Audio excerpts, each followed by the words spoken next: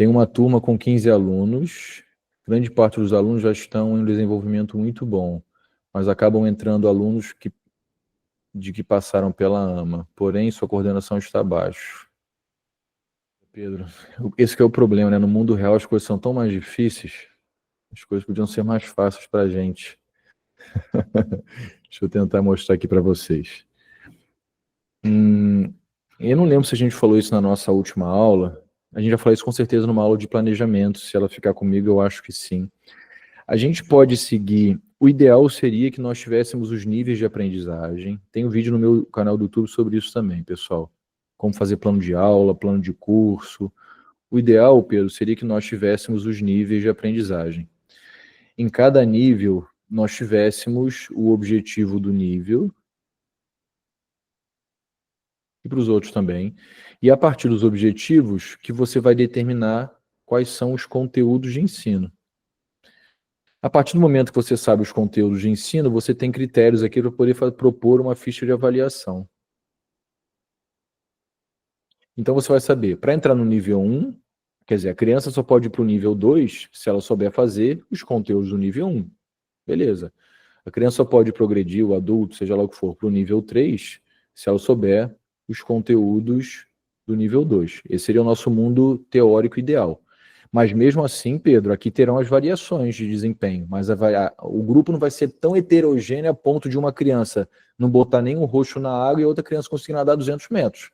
Porque dar aula assim, pelo amor de Deus, né, pessoal? É ruim para o professor e é extremamente ruim para os alunos também, que você acaba não atendendo ninguém. Então, esse é o mundo ideal. Só que a gente sabe que geralmente a gente tem alunos com características diferentes. Então, o que a gente pode fazer? Tem a ideia de você fazer diferenciação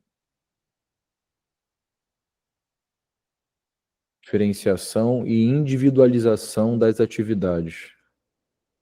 Individualização. Então, você propôs uma atividade lá no seu plano de aula. A atividade era essa daqui, quadrado, uma atividade qualquer.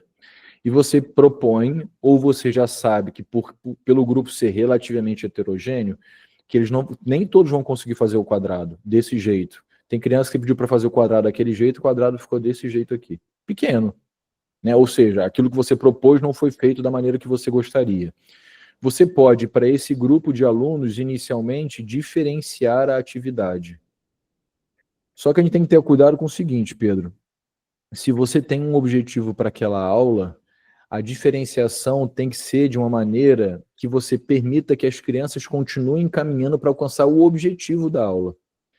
Se você, na verdade, dentro de uma aula está dando 3 aulas diferentes, você vai ficar maluco.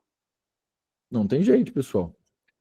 Se os alunos são tão heterogêneos assim, a ponto de você, dentro de uma mesma turma, ter 3 turmas, você vai ter que ter 3 planos de aula, se fosse o caso. A ideia da diferenciação e da individualização eu tenho um grupo de alunos que são mais ou menos do mesmo nível, mas como os indivíduos são diferentes, eles aprendem em ritmos diferentes, eles têm experiências diferentes.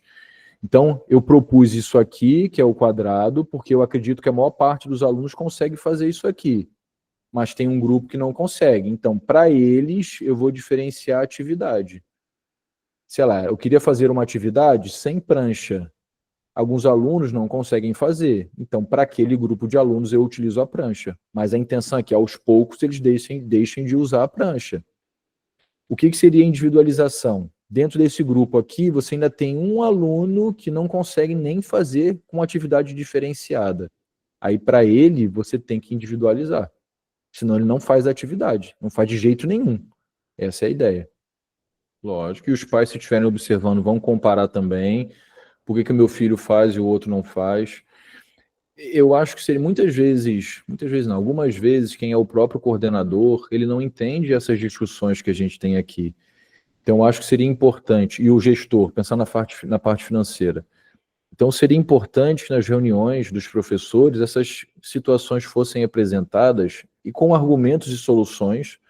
Não adiantaria só a gente mostrar os problemas e não apresentar as soluções, porque no final das contas, Drica, o aluno que é melhor ou bem atendido, ele vai pagar mais, ele vai trazer mais alunos para sua escola de natação, ele não vai embora. Então é muito melhor você ter os 1.000 alunos a vida inteira do que você ter 1.000 alunos, mas todo mês saem 200, entram mais 200, saem 200, mas entram... Você vai ficar maluco. Então a criança tem que entender, e o adulto também, que eu estou num nível que é adequado para mim. Eu estou aprendendo coisas que são importantes para mim, que eu consigo fazer, senão a pessoa se sente frustrada. E para o professor, vai ser muito melhor dele dar aula, ele vai ficar satisfeito também. Você muda toda a realidade. A gente sabe que isso é difícil por causa da parte financeira, mas é isso. Você entende que tem muito mais crianças que precisariam estar no nível 1, por exemplo, cria uma estratégia de ter várias turmas de nível 1, pô.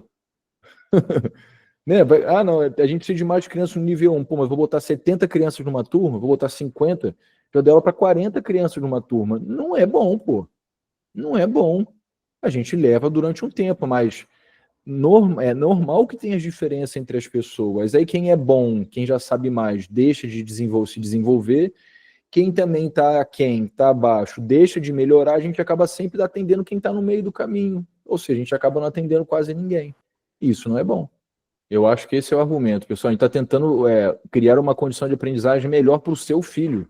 Né? Não estou pensando só em mim enquanto professor, é para o seu filho. Perfeito.